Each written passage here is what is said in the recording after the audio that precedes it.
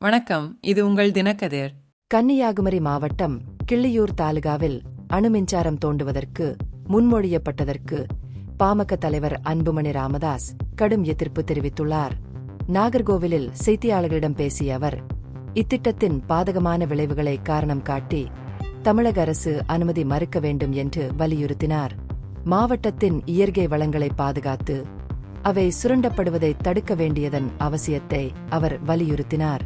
மத்திய அரசின் வளர்ச்சிக்கான அணுகுமுறையை விமர்சித்த ராமதாஸ், சென்னை மற்றும் அதை சுற்றியுள்ள பகுதிகளில் தொழில்கள் பெரும்பாலும் நிறுவப்பட்டு வருகின்றன.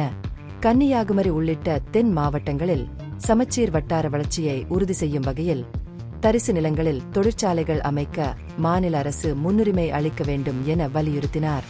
கன்னியாகுமரியின் இயற்கை வளங்களை கேரளாவிற்கு அழிப்பதற்கும் கடத்துவதற்கும் அரசியல் தலைவர்கள் உதவுவதாக குற்றம் சாட்டிய ராமதாஸ், அதிகாரிகளின் செயலற்ற தன்மை குறித்து விரக்தியை வெளிப்படுத்தினார்.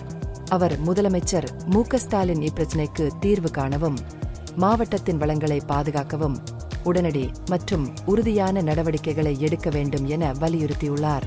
கூடங்குளம் அணுமின் நிலையத்தில் கூடுதல் அணு உலைகள் அமைப்பதற்கும் ராமதாஸ் எதிர்ப்பு தெரிவித்தார்.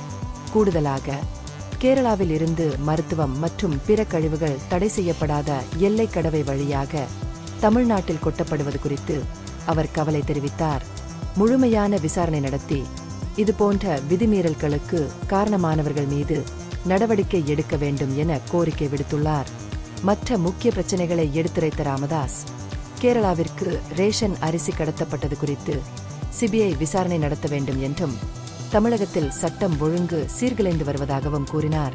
ஏற்றத்தாழ்வுகளை நிவர்த்தி செய்வதற்கும் சமூக நீதியை வளர்ப்பதற்கும் மாநில அரசு சாதிவாரி கணக்கெடுப்பை நடத்த வேண்டும் என்றும் அவர் வலியுறுத்தினார்.